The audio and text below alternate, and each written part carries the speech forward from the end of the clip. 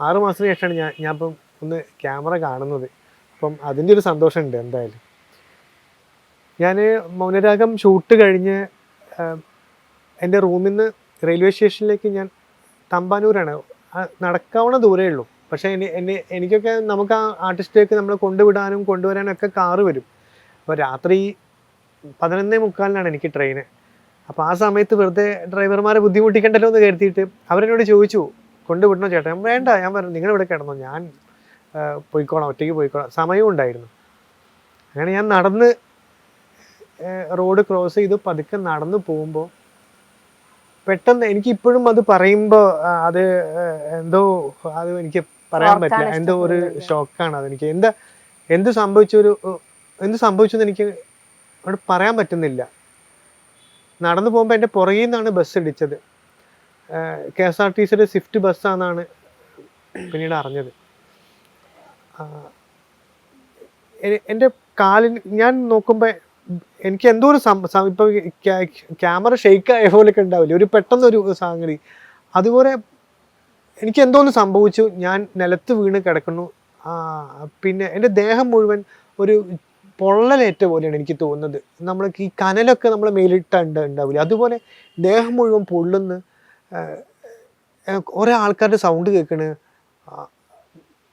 പോലീസിനെ വിളിക്ക്, ആംബുലൻസ് വിളിക്കുക എന്നൊക്കെ പറയുന്നുണ്ട്, ആരൊക്കെയോ പറയുന്നുണ്ട്. പിന്നെ പറയുന്നത് ആർട്ടിസ്റ്റാണ്, സീരിയൽ ആർട്ടിസ്റ്റാണെന്നൊക്കെ പറയുന്നുണ്ട്.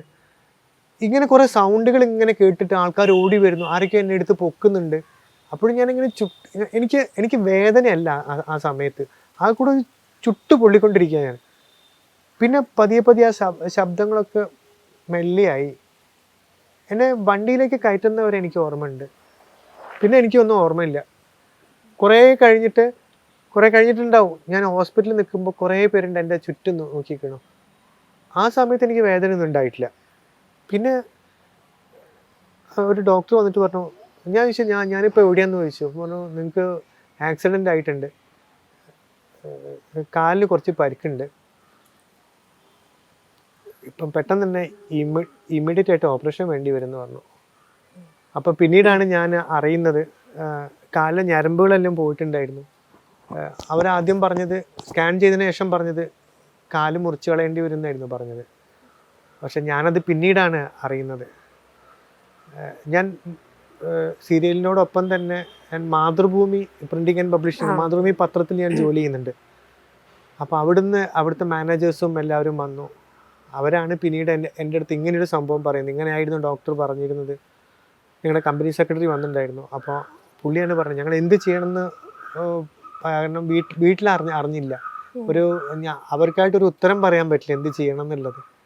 അപ്പോൾ അവരുടെ സ്വന്തം റിസ്കിൽ അവർ പറഞ്ഞു ഓപ്പറേഷന് വേണ്ടി ചെയ്യാം. അപ്പോൾ ഡോക്ടർ പറഞ്ഞു ഞാനൊന്ന് നോക്കട്ടെ എന്ന് പറഞ്ഞിട്ട് ആ ഒരു വാക്കിൻ്റെ മുകളിൽ പോയതാണ്. പിന്നെ ഓപ്പറേഷൻ കഴിഞ്ഞ് വന്നപ്പോൾ ഡോക്ടർ പറഞ്ഞു ഇനി നമുക്കൊന്നും ചെയ്യേണ്ട, സക്സസ് ആണ്. അത് ഒരു സർജറി കിംസിൽ വെച്ചിട്ട്. പിന്നെ അവിടുന്ന് ഒരു 4 ദിവസം കഴിഞ്ഞപ്പം തിരിച്ച് കോഴിക്കോടിലെ ബേബി മെമ്മോറിയൽ ഹോസ്പിറ്റലിലേക്ക് വന്നു. അവിടുന്ന് ഒരു 10ഓളം സർജറി ഉണ്ടായിരുന്നു. കാലിന് തന്നെയായിരുന്നു. പിന്നെ നെറ്റിയിൽ ചെറിയൊരു വൂണ്ടുണ്ടായിരുന്നു. അങ്ങനെ വല്ലാത്തൊരു ട്രോമയിലൂടെയായിരുന്നു കടന്നു പോയിക്കൊണ്ടിരുന്നത്. ഏകദേശം ഒരു സർവൈവിംഗ് സ്റ്റേജിലാണ്.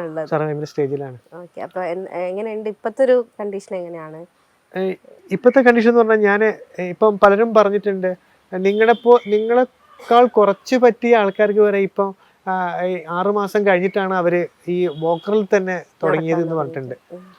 ഞാനിപ്പം എനിക്ക് എങ്ങനെയെങ്കിലും കയറി വരണം എന്നുള്ളൊരു മനസ്സിൽ ഭയങ്കര എങ്ങനെയെങ്കിലും അഭിനയിക്കാൻ പോകണം എന്നുള്ള മനസ്സിൽ അങ്ങനെ ഉള്ളതുകൊണ്ട് ഞാൻ ഓരോ ദിവസവും ഇങ്ങനെ എഴുന്നേറ്റ് വരാനുള്ള ശ്രമമായിരുന്നു. ആദ്യം ഞാൻ എൻ്റെ കാല് ഡ്രസ്സ് ചെയ്തുകൊണ്ടിരിക്കുമ്പം ഈ ഒരു അവസ്ഥ ഉണ്ടല്ലോ, ഇങ്ങനെ ഇത് കണ്ടിട്ട് ഭയങ്കര വിഷമായി പോയി എനിക്ക്. കാരണം നമ്മളെ കാലയല്ല, വേറെ എന്തോ ഒരു സാധനം നമ്മൾ ആദ്യമായിട്ടാണല്ലോ കാണുന്നത്. പലർക്കും ഇത് പറ്റിയിട്ടുണ്ടോ, ഇങ്ങനെ ഉണ്ടാവും, എന്നെക്കാൾ കൂടുതൽ പറ്റിയവരൊക്കെ ഉണ്ട്. പക്ഷെ നമുക്കിത് സ്വന്തം വരുമ്പോഴാണല്ലോ വിഷമം അറിയുക. ഞാൻ അവർ പോവലും എനിക്ക് കൺട്രോൾ, ഞാൻ പൊട്ടിക്കരഞ്ഞ് ആർത്ത് കരഞ്ഞ്, എനിക്ക് സങ്കടം സഹിക്കാൻ പറ്റിയില്ല. അപ്പോൾ വൈഫ് പോയിട്ട് അവിടുന്ന് ഡോക്ടറെ വിളിച്ചുകൊണ്ട് വന്നു.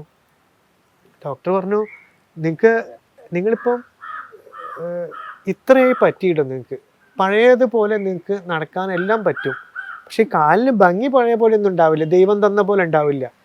നിങ്ങൾക്ക് സംസാരിക്കാൻ പറ്റുന്നുണ്ട്, നട്ടലിന് കുഴപ്പമില്ല, തുടയലിന് പ്രശ്നമില്ല, തലയ്ക്ക് പ്രശ്നം, കോമയിലല്ല. നിങ്ങൾ ഭയങ്കര ഭാഗ്യവാനാണ്, ഇപ്പോഴും ഭൂമിയിൽ ജീവിച്ചിരിക്കുന്നുണ്ട് നിങ്ങൾ.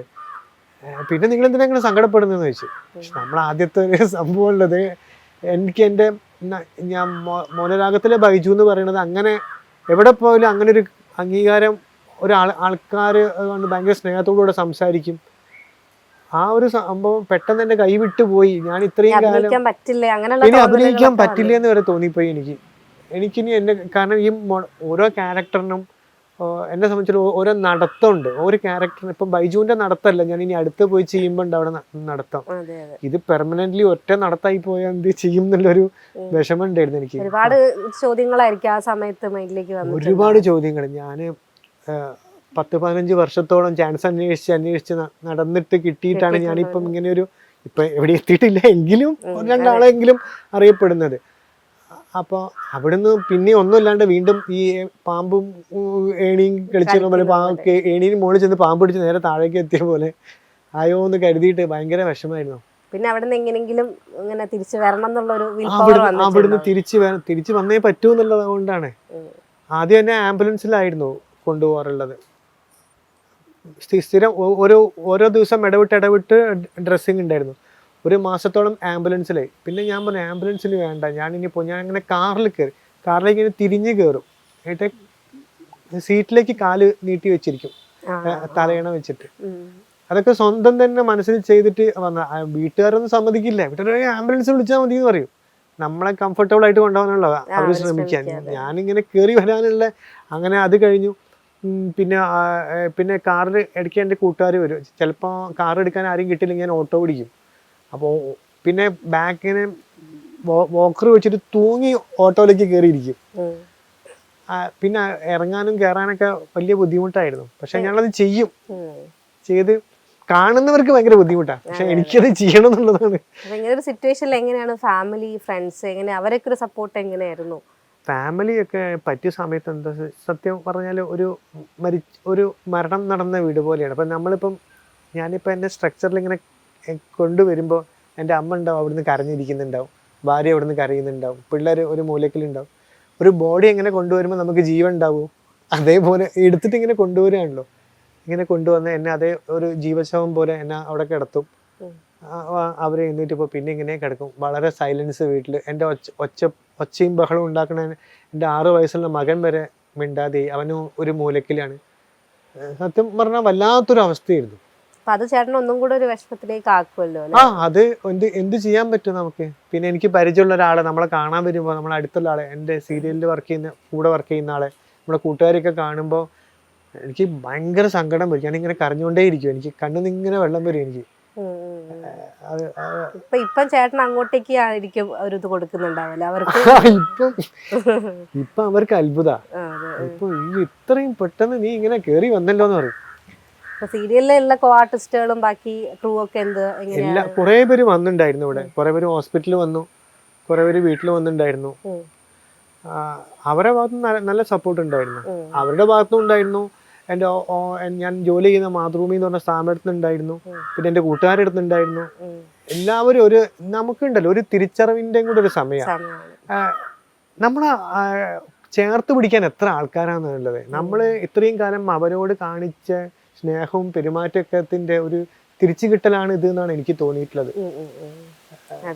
ഒട്ടും പ്രതീക്ഷിക്കാത്ത ആൾക്കാർ, ചിലപ്പോൾ നമുക്ക് അവന് എന്നോട് ദേഷ്യം ഉണ്ടെന്ന് തോന്നുന്ന ആൾക്കാർ വരെ നമ്മളോട് അത്രയും ആ സമയത്ത് നമ്മളോട് കാണി. അപ്പം നമ്മളൊക്കെ മനസ്സിൽ കരുതിയതൊക്കെ തെറ്റായിരുന്നു. എത്ര ആൾക്കാരാ ചേർത്ത് പിടിച്ചത്. അങ്ങനെ റിയലൈസേഷൻ വരുമ്പോൾ വീണ്ടും ലൈഫിലേക്ക് കുറച്ചുകൂടെ പവറോട് കൂടി വരണം. പിന്നെ തീർച്ചയായിട്ടും